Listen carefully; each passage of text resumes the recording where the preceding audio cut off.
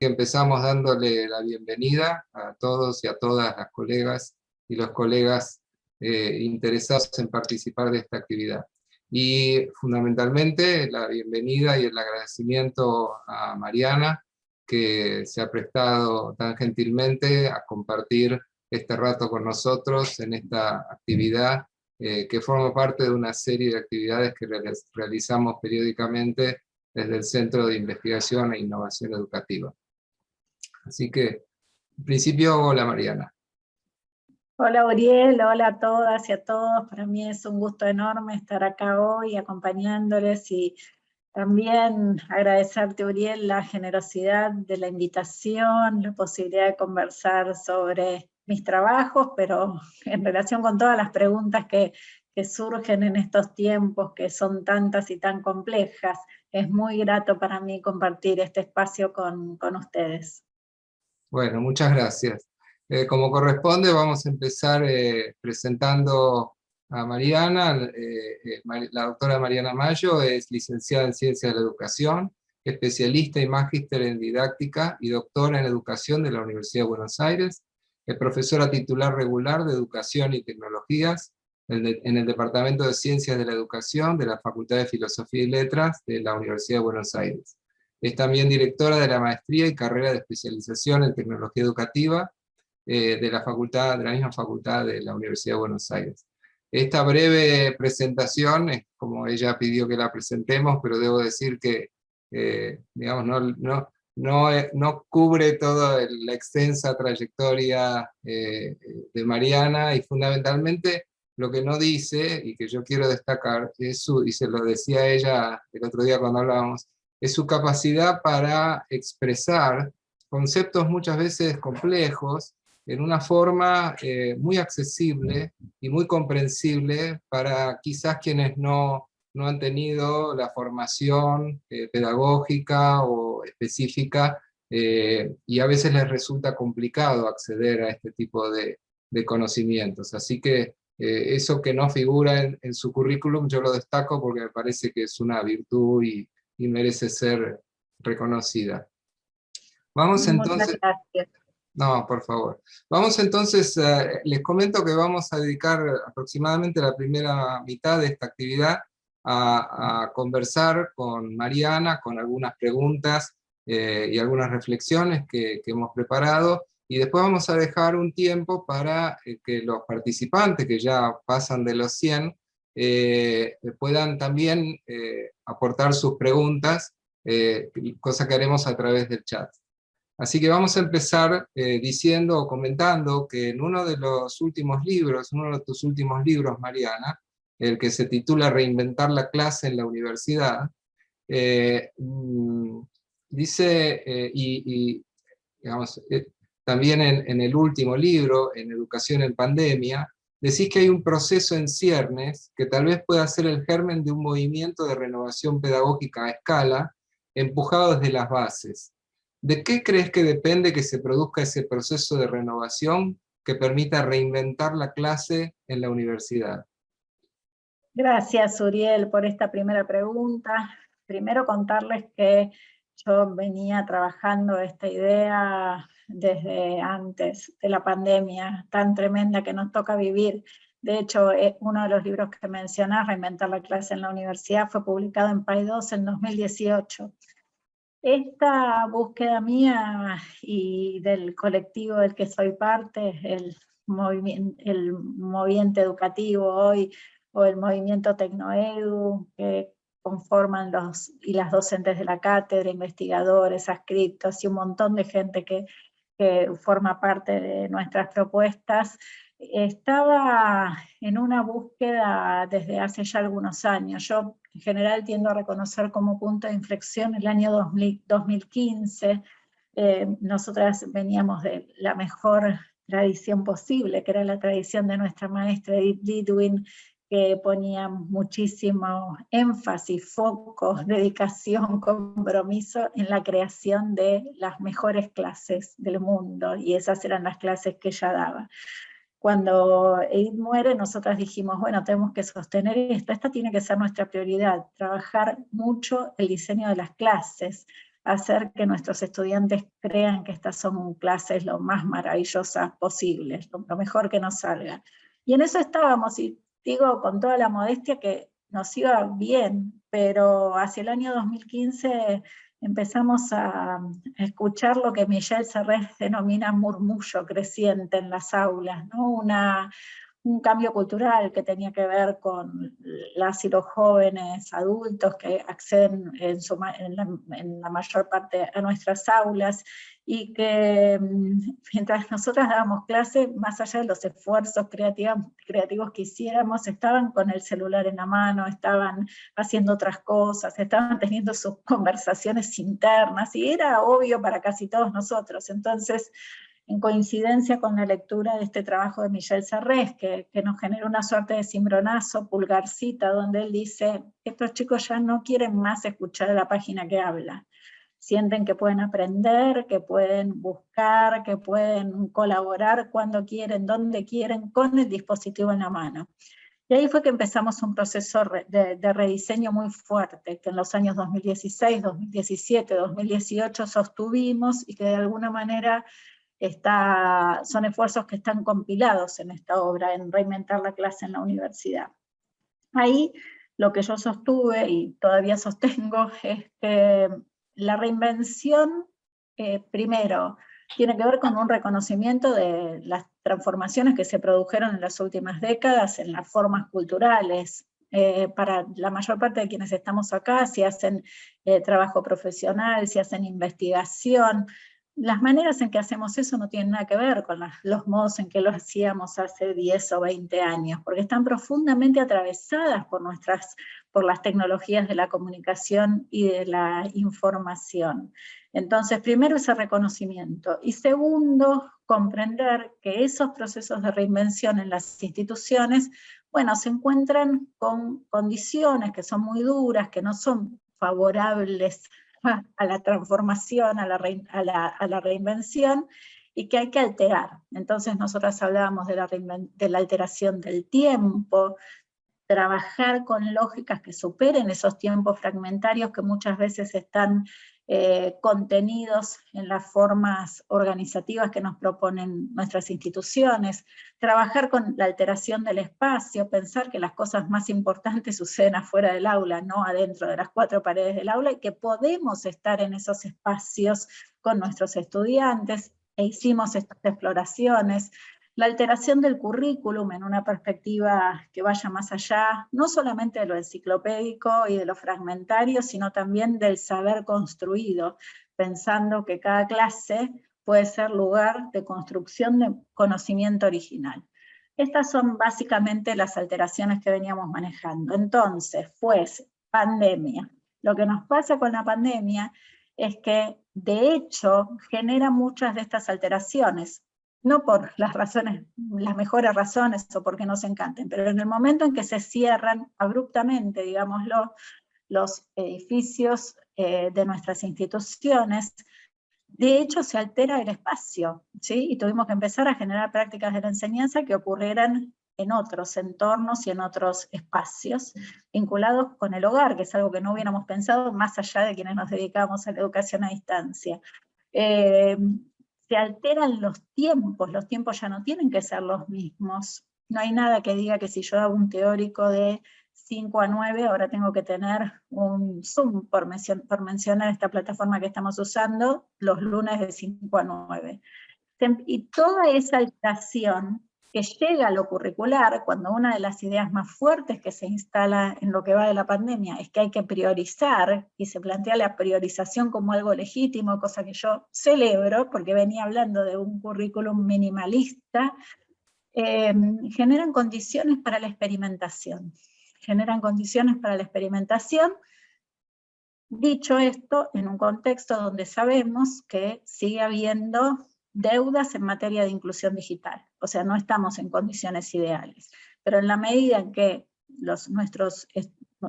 nosotros como docentes y nuestros estudiantes en las universidades especialmente, tienen acceso a dispositivos y una conectividad relativamente estable, las condiciones están dadas para hacer, de nuevo, experimentos en el buen sentido de los experimentos en el sentido de ir generando prácticas de la enseñanza distintas, contemporáneas, relevantes, inclusivas, que nos permitan sentar las bases en términos de estudio. Hay que documentarlas, hay que estudiarlas, hay que analizarlas y hay que comprender su valor. Pero eso podría generar la base, fundamentalmente la base de experiencia y después la base teórica para una transformación bien interesante que desde mi punto de vista nuestras universidades venían pidiendo a los gritos. Y si no eran las universidades, eran las y los estudiantes de las universidades. Bien, en línea con esto que venís diciendo, en el primer libro sobre el que estamos hablando, decías que la invención de la clase no es un desafío de la educación del futuro, que es una exigencia moral para los que enseñamos en el nivel superior y un camino tal vez más sencillo que tratar de explicar con cuentagotas todo el conocimiento acumulado de un campo. Sin embargo, y esto a todos nos pasa cuando hacemos los cursos de formación docente, cuando hablamos, nos dicen que los actuales diseños curriculares les imponen a los docentes cubrir contenidos cada vez más extensos, especialmente en disciplinas como las tecnológicas, donde cada vez la tecnología es más y más sofisticada. Entonces la pregunta en este caso es si crees que esta reinvención de la clase la puede hacer el docente al nivel de la clase, o tiene que esperar a que haya un cambio en los diseños curriculares, o cómo imaginás esta disyuntiva entre que los cambios vengan de arriba o que los empecemos desde abajo. Es una, perdón, la sonrisa viene al hecho de que yo nunca esperaría un proceso de cambio curricular. En la carrera de Ciencia de la Educación, el cambio curricular del Plan 85 llegó hasta el 2016, y somos pedagogos, fíjense el detalle. Entonces, sí creo, de nuevo, yo tengo una posición minimalista respecto de lo curricular, por varias razones. Una fundamental es que creo que si vamos en ese camino del cuentagotas, y del cuentagotas que además es fragmentario, en general no se llegan a dar los contenidos contemporáneos, relevantes, inclusivos. Creo que no se llega. No se llega, se hace un esfuerzo, parece que se llega, y algún docente llega y lo vive como una victoria épica, pero en general creo que estamos como ocupando todo el tiempo y el espacio en dar saberes construidos previamente en algún momento, permítanme dejarlo por un segundo abierto, en una sociedad donde algunos, como por ejemplo Thomas Frey, opinan que en los próximos 30 años, 40 años, se va a duplicar todo el conocimiento construido en la historia de la humanidad. Supongamos que se equivoque por algunos años, pero no importa. El punto es cómo se acelera el proceso de construcción de conocimiento disciplinar, digo, en nuestros propios campos, en sus campos. Entonces, y digo, pensando en el ámbito de las disciplinas en las que la mayor parte de ustedes enseñan, ¿cómo entran la inteligencia artificial, el análisis predictivo, el análisis de datos, si no tienen lugar? Entonces, creo que hay que hacer procesos de interpretación, procesos interpretativos que lo pueden llevar adelante docentes o equipos de docentes o colectivos de docentes, donde se decida qué es en un cuatrimestre, en un momento de la historia, qué es lo central, qué es lo relevante, qué es lo actualizado. Y siento que los otros, o sea, las otras cuestiones en las que de repente no se pone tanto énfasis, pueden ser enseñadas como parte de la historia de las disciplinas. Creo que en muchos casos tenemos que ver qué de lo que enseñamos ya corresponde a la historia de la disciplina, porque, por ejemplo, como sostiene David Perkins, se trata de desarrollos que se hicieron en el marco de preguntas de investigación que ya no le interesan a nadie. Entonces, creo que ahí hay que mirar, y de nuevo, para mí lo minimalista abre el juego a que podamos construir conocimientos originales, intervenciones originales, desarrollos que corresponden a problemas de la comunidad y que le dan mucho más sentido a los aprendizajes que nuestros estudiantes vayan a hacer. Entonces eso requiere tiempo. Y acá vuelvo por un segundo al tipo de operación interpretativa, ¿no? Cuando digo, miremos los currículum y pongámonos de acuerdo sobre lo que es relevante en un momento de la historia. Siempre lo estamos haciendo, no estamos enseñando los campos disciplinares completos, a nadie se le ocurriría hacer eso, siempre estamos seleccionando. Pero además, digo, cuando volvemos a los planes de estudio vigentes, para ponerlo en esos términos bien formales, en general son expresiones bastante sintéticas, los contenidos mínimos. El problema es que los contenidos mínimos después se desarrollan en un primer programa, en un segundo programa, y después cambia el profesor, y viene alguien del equipo, y viene otro, y se alarga el programa, siempre se alarga el programa. Entonces creo que hay algo del proceso de extensión que lo generamos nosotros agregando y agregando y agregando y agregando y nunca sacando. Entonces, creo que son debates necesarios, creo que son debates que tienen que ver de nuevo, no con decir, tiremos todo por la borda, con generar consensos fuertes en las comunidades, en las instituciones respecto de esa versión sintética, en un cuatrimestre, en un año, en una pandemia, cuáles son las expansiones que tiene sentido realizar, y cuáles, de nuevo, las que podrían ser parte de la historia, las que podrían ir a toda una propuesta on demand, aquellas con las que se podría hacer una gran Wikipedia para que la gente, si necesita, vaya a ver, qué sé yo. Sí, sí, realmente no podría acordar más con lo que estás diciendo, y pasa además esto de que el profesor, hoy lo decía en un curso con colegas docentes, el profesor arma el programa y después termina siendo esclavo del programa que armó, ¿no? O sea, le puso demasiado contenido y después se vuelve loco tratando de completar a eso que él mismo, digamos, como que se armó su propia cárcel, ¿no? Pero bueno. Uriel, acá, perdón, unas consideraciones respecto de esto.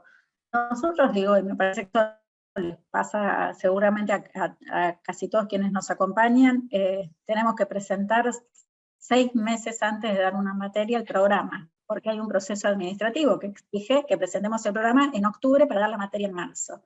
Es una pandemia, imagínense.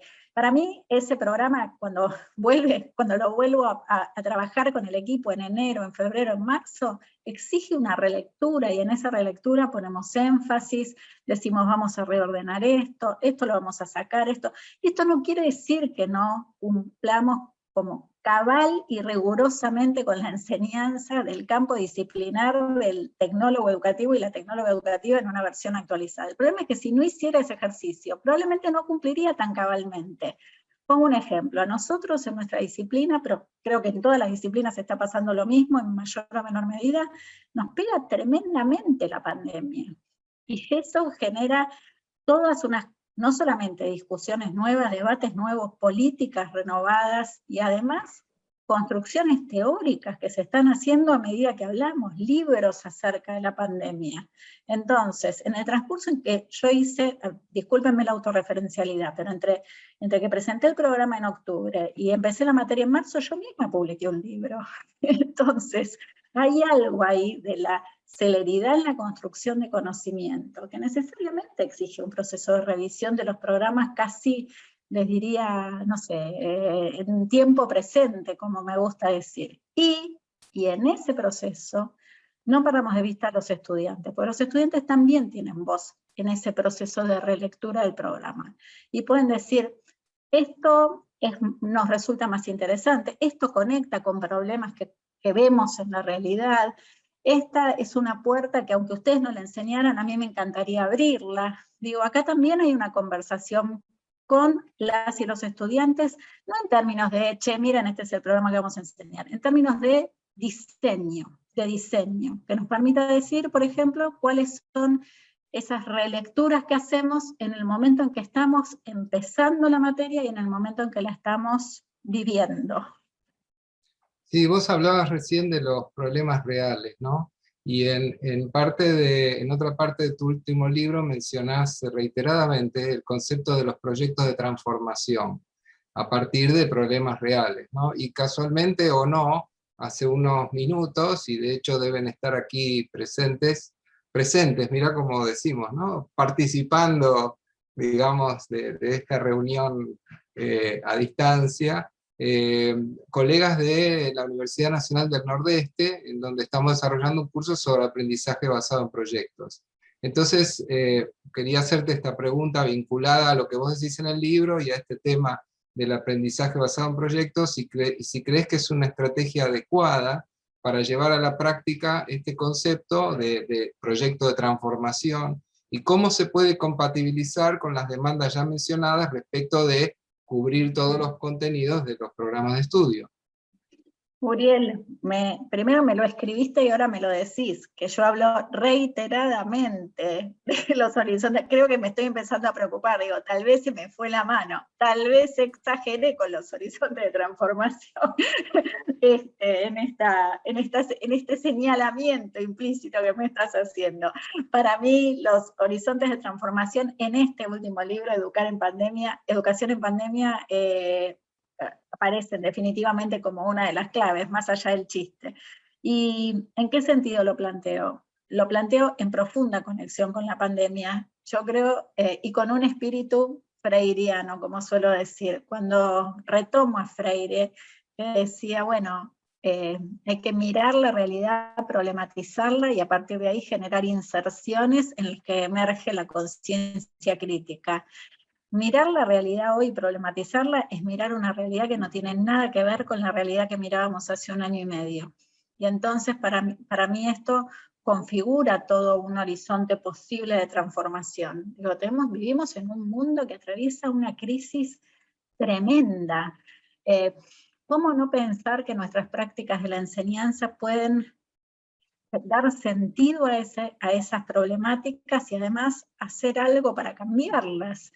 Digo, nuestras universidades me parece que tienen un compromiso con la transformación de la sociedad en un sentido de mejora de la calidad de vida, de mayor justicia, de mayor igualdad, plantéenlo como quieran, pero en ese sentido yo creo que el horizonte de transformación es una inspiración para cada clase, para cada programa, y también en términos de proyecto, como lo estás planteando, Uriel. Ahora bien, hay una metodología de aprendizaje basado en proyectos que a mí me encanta, la implemento, y me parece que nos permite invertir la secuencia clásica de la didáctica, es decir, empezar por el proyecto y no por la explicación. Eso ya me parece un cambio tremendo y no puedo más que adherir.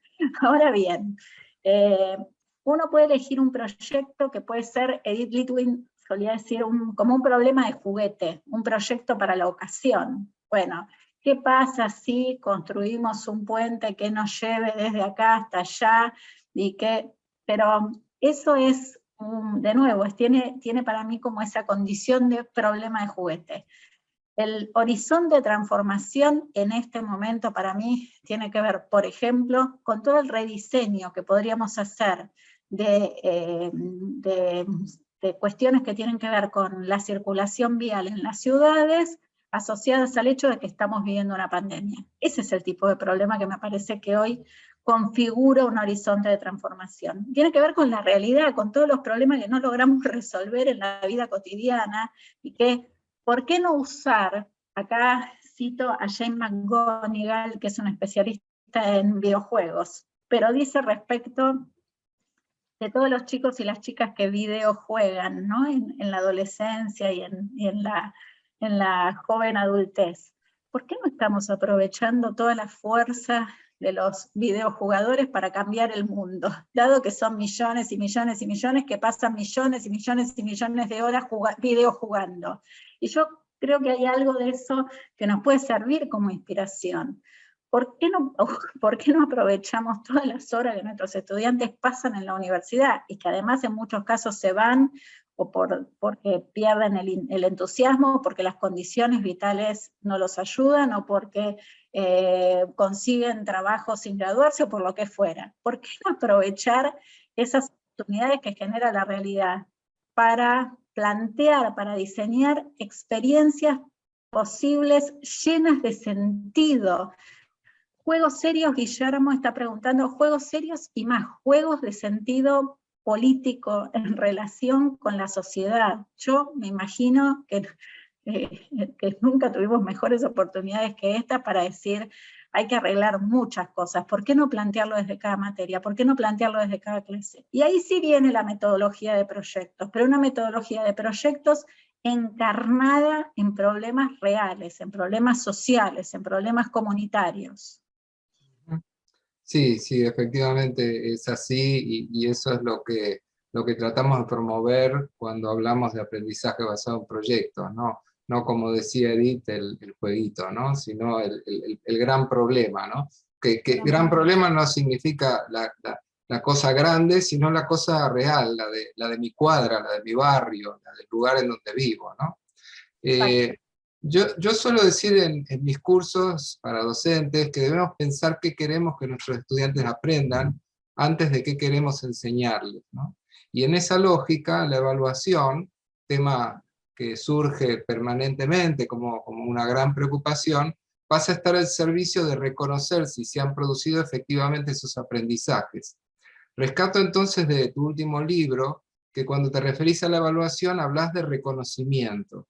¿Qué estrategias sugerís para salir de la lógica de la evaluación como un procedimiento cuasi administrativo de verificación de la adquisición de conocimientos con el objetivo de generar una calificación, para pasar a una lógica de reconocimiento de aprendizajes significativos? Sí, administrativo y además profundamente expulsivo, ¿no? Digámoslo, porque creo que este es el problema serio que tenemos. A ver, quiero una vez más retomar a Edith, porque estuve volviendo a un aspecto de su pensamiento mientras escribía el libro, que tiene que ver con la evaluación, y ella decía, y además creo que fue pionera en este planteo, la evaluación de los aprendizajes nos tiene que servir a nosotros, docentes, para recapacitar sobre nuestras prácticas de la enseñanza. Y noté ahora, en este último tiempo, que uso la palabra recapacitar. Me gusta mucho recapacitar, mirar los resultados de aprendizaje y hacernos cargo de que si los estudiantes no aprendieron, nosotros tenemos responsabilidad en que no hayan aprendido. Pero esta es una oportunidad grandísima para poder mirar nuestras prácticas de la enseñanza y mejorarlas, ajustarlas, revisarlas, hasta, como me dijo una estudiante a la que entrevisté en el último año, hasta que todas y todos aprendan, hasta que todas y todos aprendan. Me parece que ahí, de nuevo, hay un sentido político, Uriel, que tenemos que poder conectar no solamente con el derecho a entrar a la universidad, a estar en la universidad, sino también con el derecho a egresar. Y creo que esto es un tema que necesitamos poner en agenda. Ahora bien, cuando hago referencia a reconocer lo que se está aprendiendo, es una idea que me preocupa mucho en el marco de la pandemia, ¿no? Yo, a ver, les voy a dar un ejemplo súper concreto. Tomamos parcial a un grupo de 80 y pico estudiantes en este cuatrimestre. Hay 6 estudiantes que no rindieron. Yo tengo con el equipo una decisión tomada, que es una suerte de exigencia moral, que es ir a buscar a cada uno de esos 6 estudiantes y ver por qué no vinieron, en qué situación están, ver si van a venir al recuperatorio, hacer todo lo posible para que lo den en fecha de recuperatoria de ausentes o en la fecha que puedan rendirlo, ¿sí? Por esos estudiantes, en algunos casos estaban ellos con COVID. Hay un estudiante que el día del parcial su papá murió de COVID. O sea, nuestros estudiantes están atravesados por situaciones dramáticas. Entonces, uno cómo podría decir, bueno, le pongo la nota, perdió la materia y se acabó. Me parece ahí, hay que poder, primero, mirar la evaluación desde una perspectiva humana y después hacer todos los esfuerzos que que estén a nuestro alcance como institución, como cátedra, como grupo de docentes, como materia, para ir a buscar y de nuevo poder registrar lo que sí están aprendiendo. Y esto cuando hacemos trabajos en colaboración en los entornos virtuales, que es debería ser el signo de la época, no deberíamos estar haciendo trabajos individuales en campus virtuales. Si hacemos trabajos colaborativos en campus virtuales, lo que tenemos es un registro completo del proceso de construcción. Esto es el sueño dorado de la pedagogía. A ver, si uno lo piensa, en 10 años atrás, 20 años atrás, no había chance de hacer esto. Y hace un año y medio atrás no estaba tan facilitado por las circunstancias. Ahora, si generamos propuestas que nos permiten poner esa colaboración en los entornos tecnológicos, y podemos estar hablando de un simple WhatsApp, ¿sí? Pero donde los estudiantes hacen sus subrayados, mandan sus avances, generan sus preguntas, generan gráficos compartidos, o lo que fuera. Nosotros tenemos registro de todo lo que sí están haciendo, de lo que sí están aprendiendo, y acá voy a sintetizarlo, elegí una imagen bastante simple para hablar de esto. El vaso medio lleno, ¿sí? Me parece que nunca fue más fácil que hoy mirar el vaso medio lleno. Con el vaso medio vacío lo que hay que hacer es seguir enseñando, ir a buscar a los estudiantes, hacer que se queden, generar propuestas alternativas. Tampoco fue más fácil, jamás fue más fácil tener, en lugar de una propuesta, 7, ¿sí?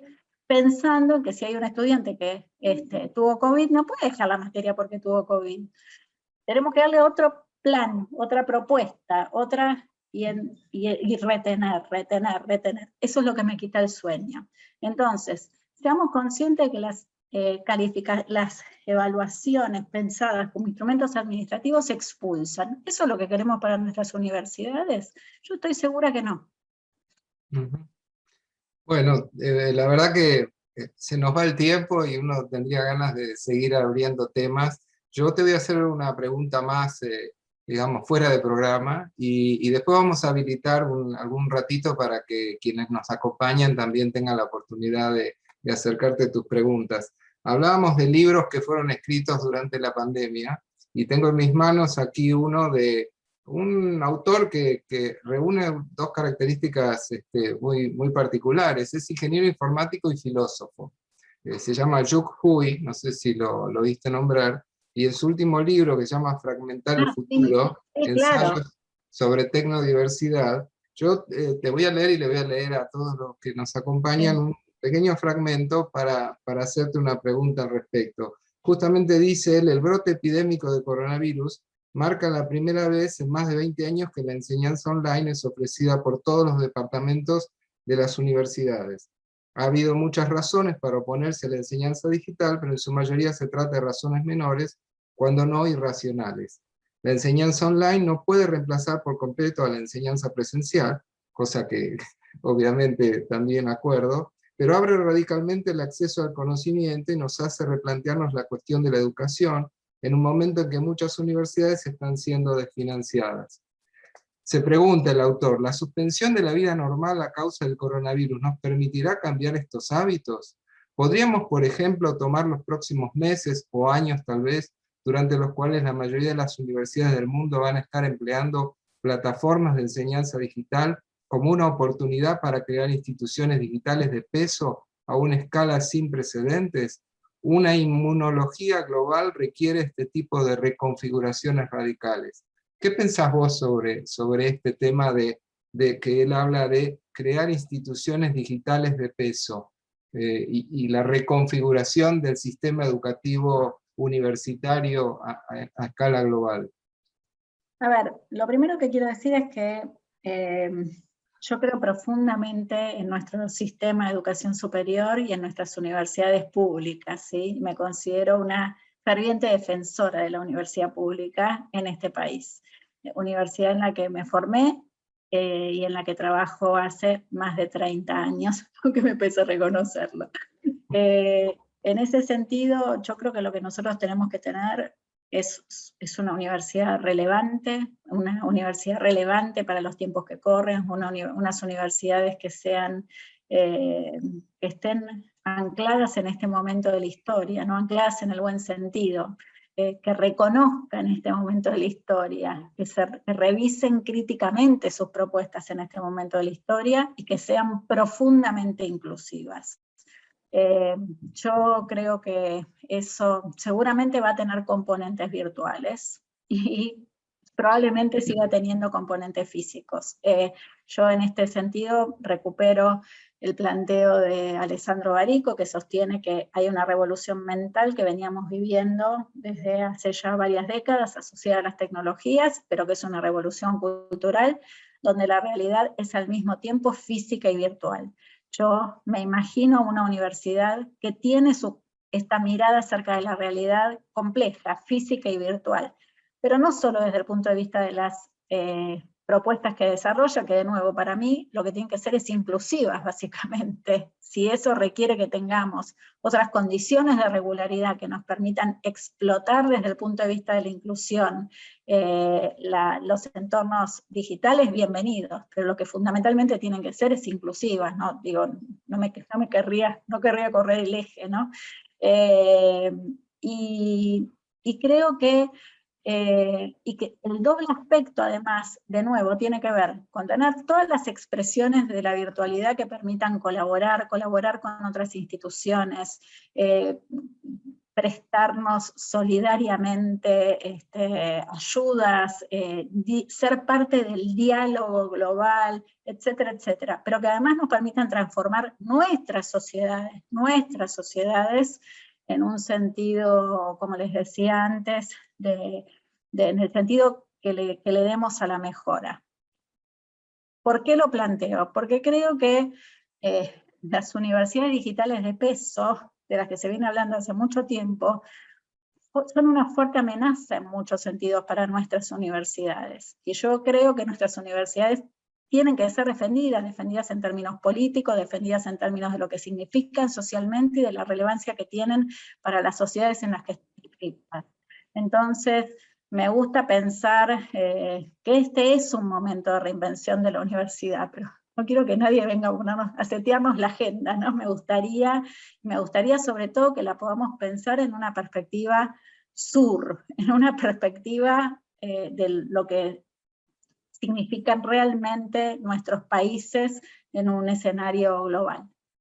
Sí, sí, definitivamente. De hecho, en conversaciones que uno tiene habitualmente con colegas, yo suelo decir que ante toda esta, digamos, avanzada de las universidades o de las, más que universidades, de las ofertas de capacitación digital transnacionales, digamos, que llegan de cualquier lugar, si nosotros como universidades no nos reconfiguramos, no nos adaptamos, dejamos de ser relevantes y justamente damos lugar a que esas otras ofertas sean atractivas, porque nosotros dejamos de ser atractivos. Entonces me parece que en ese sentido el desafío para nosotros como universidades, y especialmente las universidades públicas, de las cuales yo también soy un egresado y yo en mi caso a punto de cumplir 40 años de docente, así que con mucho camino recorrido y con mucha, digamos, humanidad, ¿no? En el sentido de corazón y cabeza puesta en que este modelo se sostenga, ¿no? Pero bueno, sí. Perdón, Uriel, perdón, este es un tema, digo, que para quienes nos dedicamos a la tecnología educativa circula desde hace años, ¿no? Las universidades digitales van a venir y yo no siempre hacía este chiste, mira, te estoy hablando hace muchos años, hacía este chiste y les decía a mis estudiantes, entre Howard Gardner y yo, ustedes van a elegir, ¿a qué clase van a elegir ir? Digo, no me contesten para no deprimirme, ¿no? Pero bueno, ese es el tipo de escenario en el que podemos llegar a vivir en los próximos años. Nosotros tenemos que generar una propuesta que sea una propuesta, como lo estás planteando, que nos permita defender nuestras universidades. Y ahí es donde digo, reinventémoslas con esfuerzos colectivos, con esfuerzos que reconocen la trama política, y además, como bien está señalando Uriel, la trama humana, y no es la trama humana igual en nuestros países que en los países centrales, o como quieran llamarlos. Voy a tomar ya una de las preguntas que aparecen en el chat. Cecilia Culsoni dice: coincido que tenemos una gran oportunidad en generar propuestas innovadoras y colaborativas, sin embargo, muchos estudios concuerdan en que lo que se ha tenido que hacer es, se ha tendido a hacer es virtualizar la clase, o sea, pasar la clase expositiva tradicional al Zoom. Son pocos los que realmente han generado propuestas diferentes. ¿Por qué nos cuesta tanto?, pregunta Cecilia. Cecilia, gracias por la pregunta. A ver, yo tengo escrito, después puedo compartir con ustedes un artículo que es un análisis de lo que pasó el año pasado fundamentalmente en las prácticas de la enseñanza en la universidad, donde digo, primero hubo un primer momento que fue como de puesta a disposición, ¿no? Yo en ese momento, primera parte del año, dije no al revoleo, dejen de revolear PDFs, porque era como que todo, la gente desesperada en muchos casos por encontrar el aula virtual que nunca le había interesado, y después por subir cosas,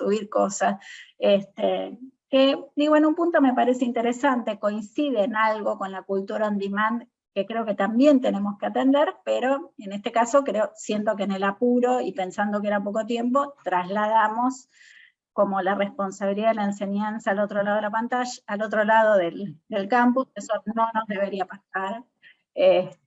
Y creo que se fue como balanceando con otra tendencia, que es esta, ¿no? La de estar en estos espacios de videollamada. Acá creo varias cosas. Una, que la didáctica clásica era hegemónica antes de la pandemia y que estaba centrada en lo expositivo, y en lo expositivo ocupando la mayor parte del tiempo de la enseñanza, y que entonces, nada, hay un punto, reconozcámoslo, en el que esta estética de la pandemia, la llama Jorge Carrión, de las ventanitas, viene como anillo al dedo. Después, digo, nos rasgamos las vestiduras diciendo ¿por qué los chicos no prenden la cámara? Y no prenden la cámara porque no hay ninguna razón para que la prendan. Ahora bien, si no hay ninguna razón para que la prendan, tampoco hay ninguna razón para hacer este evento sincrónico. O sea, uno podría decir, no pero el encuentro de clase sincrónico, uno podría decir, lo pongo en un video y se acabó. Que lo mire cada uno cuando quiera, cosa que además los estudiantes ya están haciendo. Entonces, cambiar esto implica desmontar el modelo clásico, desmontar el modelo explicativo, desmontar el cómo sí estamos todos acá y entonces estamos todos co-construyendo. No estamos co-construyendo, estamos escuchando lo que dice el profesor de lo que dice el libro. Desarmar eso es una decisión de diseño, que implica, en primer lugar, decir, bueno, ¿qué va a pasar mañana en el encuentro que no voy a estar yo hablando? Y ahí las posibilidades que se abren son muchísimas. Nuestros estudiantes pueden estar hablando ellos, por ejemplo, sobre las producciones que están haciendo con un proyecto en el que participan. Nuestros estudiantes pueden estar contando ellos lo que leyeron, prototipando estas ideas que tienen que ver con horizontes de transformación, entrevistando funcionarios públicos, qué sé yo, lo que se les ocurra.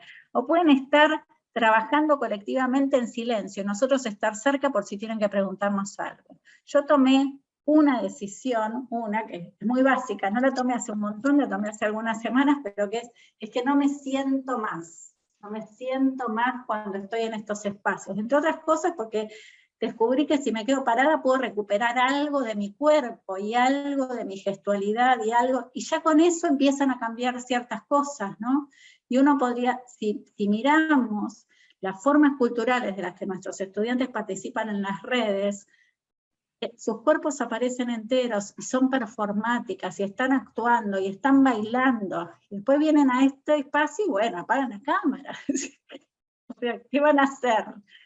Entonces, creo que tenemos que hacer un fuerte replanteo de nuestras propuestas en estas clases, Cecilia, y mi invitación es hacerlo de nuevo, experimentando, pero sobre todo hacerlo con otras y con otros, ¿no? Ya invitar a un colega para que venga y que nuestros estudiantes se entrevisten, ya cambia la dinámica. Les cuento, permítanme un segundo, no quiero demorar, pero les cuento, ayer nosotras tuvimos un tema que era inmersión en museos, que es un tema importante en nuestra materia de tecnología educativa. En el encuentro, que no es el equivalente a las horas de clase que dábamos en la presencialidad, es el lunes de encuentro, nuestros estudiantes entraron y se encontraron con el director del Museo del Holocausto, que les sorpresa, no sabían que iba a pasar esto, que les contó cómo el museo se rediseñó a partir de su cierre post-inauguración por la pandemia, y cómo se generó toda una propuesta 360, que es una propuesta virtual. Media hora, los chicos estaban fascinados, no les puedo explicar, eso fue media hora, y fue difícil decir solo media hora. La media hora siguiente vino el director del Museo Nacional de Bellas Artes, Andrés Duprat, a hablar sobre las tendencias en museos y cómo los museos se están reinventando. De nuevo, media hora, yo decía, ¿cómo puede ser que lo cortemos? Media hora.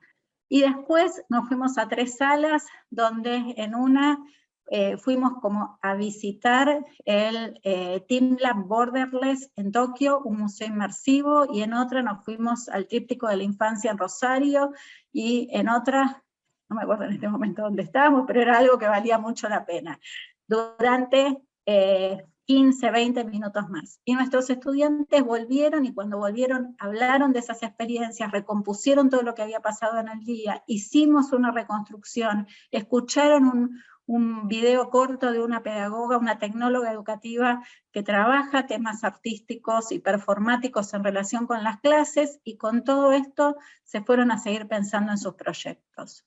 Eso fue 1 hora y media, donde hubo mucha gente trabajando para que esto fuera posible, mucha producción. Ahora, no es imposible, digo, lo hicimos nosotros que somos 5 docentes locas, lo puede hacer cualquiera, ¿sí? Pero hay que invitar, hay que preparar, hay que diseñar, hay que setear los tiempos, hay que cumplirlos, hay que armar las aulas, hay que ir a las aulas, hay que volver de las aulas. Ahora, nuestros estudiantes se fueron ayer, un estudiante termina la clase y dice, les agradezco por la clase, fue hermosa.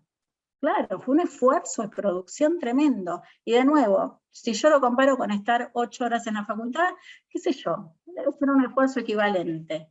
Pero no pasa por generación espontánea. Hay que diseñarlo, y hay que crearlo, y hay que poner la cabeza en eso, y además después vienen los ajustes, y decir, che, esto no estuvo tan bien, ¿por qué no arrancamos por otro lado? Documentarlo, analizarlo, volver a pensarlo, y la vez que viene haremos otra cosa. Si me permitís un comentario a propósito de lo que acabas de decir, me imagino algunos de los o las colegas que nos están acompañando que deben estar diciendo en este momento, pero tiene 5 docentes en la cátedra, yo estoy solo y yo no puedo hacer todas esas cosas, y yo me permito, y te pregunto a vos en todo caso, si te parece pertinente, porque es un poco lo que yo muchas veces le digo a los docentes: empecemos de a poco, empecemos con lo que podemos, pero no empecemos diciendo, yo no puedo porque esto es demasiado. Quizás hacer esa clase que vos armaste, armada con 5 otras personas, te llevó un cierto tiempo, y quizás a alguien que está solo o que tiene a lo sumo un ayudante, le puede llevar más tiempo prepararlo, pero que no se quede en yo no puedo porque estoy solo, ¿no? A ver, totalmente. Primero quiero decir, es una estructura de cátedra, ¿no? Yo soy profesora titular, profesora adjunta Karina León, que creo que ya la conocieron en este ciclo, jefe de trabajo práctico Verónica Perossi, y ayudante Cecilia Paladino y Jimena Jakubowicz.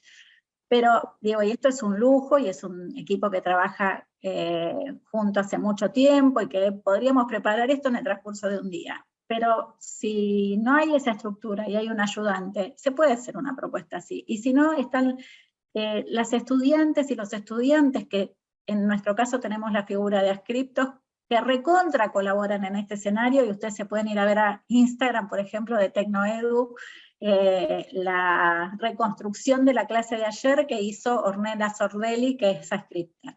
Pero además, si le decimos a los estudiantes, che, ayúdame a armar esta propuesta, los estudiantes están encantados, la viven como propia, les cambia la cabeza de cuál es el lugar que les toca en esta escena de la clase. Y eso es un montón, porque los pone a crear. Bien, tenemos muchas preguntas y poco tiempo, pero bueno, eso quiere decir que hay mucho interés y está bien. Acá Luis Zúñiga Álvarez dice que desarmar la sesión de clase tradicional universitaria requiere de una práctica docente reflexiva y además cambiar la cultura profesional del profesorado universitario en este propósito. ¿Qué rol le corresponde al equipo rectoral de las universidades? Entiendo que a los directivos de las universidades en general. Muchas gracias por la pregunta. A Luis, en general, esperaríamos que nos ayuden y que nos apoyen y que colaboren con las condiciones. Ahora, la realidad es que nosotras estamos generando estas propuestas en las condiciones dadas, por decirlo de alguna manera. Vamos todo el tiempo tensionándolas a ver si les podemos arrancar un poco más de creatividad, de inspiración, digo, desde el punto de vista de las condiciones en que implementamos nuestras prácticas de la enseñanza son idénticas a las de todos nuestros colegas. Ahora, yo creo que esto hace que los esfuerzos queden como en el plano de ciertas materias o de ciertas cátedras. Cuando hay compromisos de las instituciones en estos procesos de rediseño y de rediseño a escala, me parece que lo maravilloso que puede ocurrir es que entonces esto empiece a pasar, si no en todas, en la mayor parte de las materias, y que entonces, por ejemplo, esos esfuerzos solitarios se combinen en torno de proyectos que son interdisciplinares o que son interanuales o lo que fuera. Entonces me parece que contar con un apoyo específico de las autoridades y un reconocimiento de las condiciones laborales que esto implica es definitivamente algo deseable. Bien, acá Alberto Vivas, otro de los participantes, pregunta sobre lo que, si bien no dice la palabra híbrido, pregunta un poco sobre esta tendencia que a mi entender se viene para después de la pandemia, que es, no sé si se puede llamar modalidad híbrida o metodología híbrida o como se lo quiera llamar, que implica digamos, que no todo sea presencial y que se pueda tener parte virtual y parte presencial. ¿Qué opinás en general? En nuestra facultad en particular ya estamos trabajando un proyecto para habilitar este modo híbrido. ¿Qué opinás al respecto para el después, para el día después? A mí me parece que tenemos que discutir como los modelos de hibridación, ¿no? Cuando pensamos, por ejemplo, y lo digo con todo el respeto, ¿no? Pero, y cariño por estos desarrollos, pero cuando pensamos que lo híbrido consiste en que hay un profesor explicando en una aula física y retransmitiendo a otros estudiantes que están en sus casas escuchando, me parece que no estamos adelantando en términos de modelo híbrido. Eso es la reproducción del modelo clásico y creo que es de corto alcance. Ahora bien, me parece interesantísimo poder pensar, por ejemplo, en una modalidad como la que estamos trabajando ahora nosotros, que es virtual. Yo, ahora que se acerca el cierre de la materia, tengo fantasías, casi sueño con esto, digo, ay, ojalá nos pudiéramos ver con los estudiantes en la facultad un día, 2 días, para hacer una mega jornada donde podamos como reconstruir todo lo que pasó y tener invitados y generar nuevos prototipos y poder contar nuestra historia en las redes, o sea, y me encantaría que los modelos híbridos que vengan, digo, pienso en voz alta, no lo tengo muy elaborado, nos den la flexibilidad como para decidir cuándo encontrarnos presencialmente. Encontrarnos presencialmente porque vale la pena en términos del diseño de una propuesta pedagógica que tienen nuestras materias, ¿no? Y por supuesto hay algunas, especialmente, digo, para ustedes seguramente, que requieren mucha más vinculación con el trabajo en laboratorios o en talleres o lo que fuera. Pero aún en esos casos yo digo, ojalá pudiéramos como ir definiendo en una estructura más dialogada, más consensuada y de mucha confianza, cuáles son los momentos en que se va a justificar y a necesitar estar presencialmente en el proyecto pedagógico de una materia y hacerlo posible en una estructura menos regulada, menos controlada, menos punitiva, y también por eso más inclusiva, ¿no? Eso sería, me encantaría que lo híbrido fuera por ahí. Ahí están planteando, Uriel, y no quisiera dejarlo pasar, el tema de las dificultades de acceso de nuestros estudiantes, también las nuestras, que se ven también en la universidad, en términos del consumo de datos, por ejemplo, del acceso a través de teléfonos celulares, del consumo de datos. Creo que fue una enorme ayuda el hecho de que los campus virtuales no generen ese consumo de datos en el caso de las universidades. Es una decisión que celebro, pero me parece que en la experiencia universitaria que me gustaría pensar que podemos diseñar no alcanza con los campus virtuales. De nuevo, creo que hay que tener una cosa mucho más integrada, multiplataforma, que incluya las redes sociales, que vaya a buscar a nuestros estudiantes donde están, que es a las redes sociales. Y en ese sentido, me parece que hay algo interesante, que no lo estamos como aprovechando tanto, que tiene que ver, Jorge Carrión dice, y sobre todo en el marco de la pandemia, que las tendencias culturales que se están configurando son las que denomina vagamente identificadas, que tienen que ver con lo viral. Ya no son las series de televisión, por ejemplo, renovadas, objeto de análisis que me encanta, sino los hilos de Twitter, las historias de Instagram, los podcasts, las performances en TikTok. Y en definitiva, si uno mira todas esas expresiones, son expresiones que en un sentido son breves, muy breves, que tienen características, en algunos casos multimediales, que las hacen muy fuertes desde el punto de vista pedagógico, que tienen esta fuerza de la viralidad, como señala Carrión, y que son muy atractivas en términos de la cultura contemporánea. Entonces, me parece que ahí tenemos que reconocer estos fenómenos y tenemos que poder trabajar con estos fenómenos. Y son, de alguna manera, los mismos, son el tipo de usos que los estudiantes están haciendo en sus teléfonos celulares, incluido WhatsApp.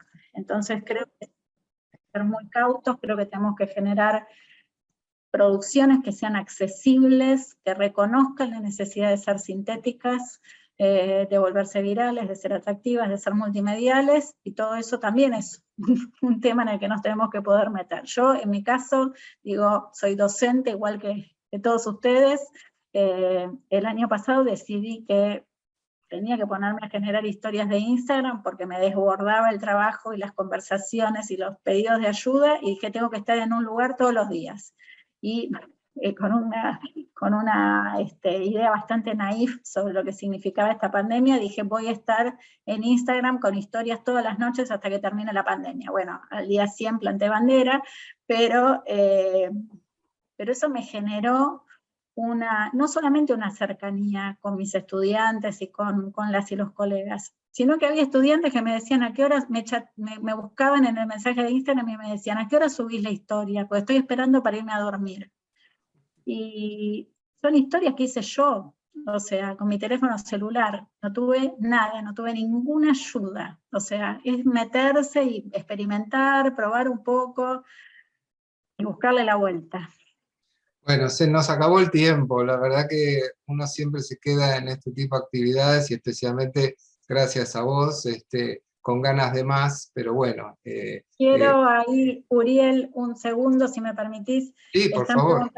Están preguntando por el artículo. Está en la revista Campus Virtuales, que es una revista española. Si ponen Campus Virtuales, se llama, estoy tratando de encontrar la referencia, creo que la tengo acá, sí, volumen, acá les voy a poner el link, volumen 9, número 2, de la conmoción a la transformación, creo que Igual ese es sí, el nombre. Ahí está. discúlpame que te interrumpa. Sí. Ah, bárbaro, perfecto. No, porque igual esto lo estamos grabando por algunos que preguntaban, después lo vamos a compartir, y si tenés algún otro material para compartir, lo podemos agregar en esa publicación. Bueno, educación en pandemia, por supuesto, en Editorial País 2. Claro. Bueno, Tiene versión digital y física. Perdón, Uriel, sí, por preguntaban favor. dónde se consigue en Rosario. Yo creo que me dijeron que está en algunas librerías en Rosario, averigüen, y si no, se pueden cargar por Cúspide o por Mercado Libre o por Planeta Libros, y está también la versión digital. Yo lo compré por internet y me lo trajeron a mi casa, así que supongo que lo pueden llevar a cualquier lado. Bueno, para terminar, entonces, yo vuelvo a tu libro y tomo una frase de tu libro que dice: eduquemos para criticar, imaginar, diseñar, crear e intervenir con la formación más sólida y rigurosa que sea posible, pero la solidez ya no consiste en la repetición, porque la falta de sentido y comprensión abunda, y en la escena educativa puede ser tan desoladora como vivir en pandemia. Así que con esa frase tuya, te despido, despido a todos los colegas y de vuelta un gracias enorme por este tiempo y esta sabiduría compartida, a vos especialmente, pero también a todos los que se sumaron a esta propuesta. Y bueno, como dije, esto lo vamos a subir a internet para todos los que no pudieron participar. Muchas gracias, Mariana. Gracias, Uriel. Muchísimas gracias por tu generosidad, siempre por nuestras conversaciones que se extienden a lo largo de los años, hoy con público, y un placer estar acá. Muchísimas gracias a todas y a todos. Gracias. Chao. Abrazos.